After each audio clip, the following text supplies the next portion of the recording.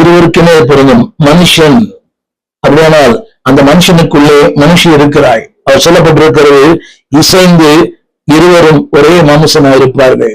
இது இந்த நல்ல உலகத்துல இது சாத்தியமா என்றால் சாத்தியமில்லை. ஆனால் வேதம் சொல்கிறது இது சாத்தியமே. ஏனென்றால் அவர் ஒன்று சொல்லுவாரானால் நிச்சயமாய் நிறைவேற்றுவார்.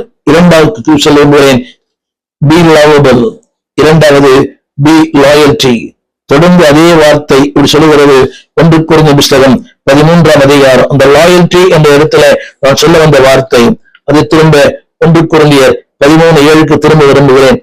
அதாவது இசைந்திருப்பார்கள் என்ற வார்த்தைக்கு மூல பாஷைகளை க்ளூ. அது என்னவென்றால், ஒன்றை நாம் இந்த க்ளூ தெரியலாம அந்த பசை, அதை நீங்கள் இணைத்திருந்தால், இன்னைக்கு இருக்க இதே இணைக்கிறது, இரும்பு கூட இணைக்குது, பிளாஸ்டிக்கை இணைக்கிறது, மிகப்பெரிய சாதனமாக இணைக்கிறது க்ளூ. அப்படியானால் அந்த அந்த இசைவுக்கு இதயத்துல கொடுக்கப்பட்ட 2 வார்த்தை, ஒன்று ஜாயிண்ட், இன்னொன்று க்ளூ. என கேட்டுக்கொண்டிருக்கிற அன்புடைய பிள்ளை, இறைவன் உங்களை இணைத்திருக்கிறார். திரும்ப அந்த வார்த்தை சொல்ல விரும்புகிறேன், உங்களால் தேவனுடைய சபை தூஷிக்கப்படக்கூடாது, உங்களால் தேவ வசனம் தூஷிக்கப்படக்கூடாது. எனவேதான் 1 கொரிந்தியர் அந்த 13:7 சொல்லுகிறது, அன்பான bear all things. குடும்ப வாழ்க்கையில சகிப்புத்தன்மை தேவை.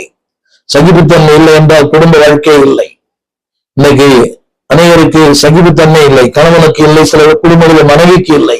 என்னை கேட்டுக்கொண்டிருக்கிற அன்பான குடும்ப தலைவர்களே, அன்பான குடும்ப தலைவிகளே, அதாவது அந்த சகிப்புத்தன்மை, அந்த லாயல்டி வரும்போது அந்த வாழ்க்கை கடினம்தான், வாழ்க்கை போராட்டம் தான், வாழ்க்கை பிரச்சனை தான். ஆனால் தேவன் இணைத்திருப்பாரானால் the tough will be smooth.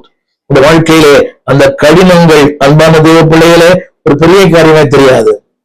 ஒவ்வொரு நாளும் வாழ்க்கையில பிரச்சனை, everyday there is a new challenges.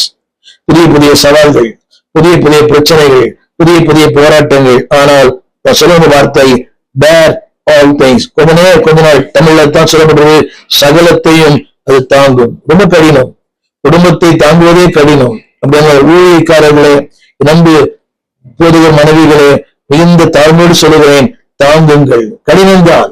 அநேக சொல்லுகிற வார்த்தை, என்னால முடியாது, இந்த மனிதனோடு வாழ முடியாது, இந்த மனிதனோடு போதும் இல்லை என்றாலே, வளமான உறுதியான குடும்ப வாழ்க்கைக்கு அந்த தாங்கும் தன்மை கேளுங்க. ஆங்கிலத்துல bear all things.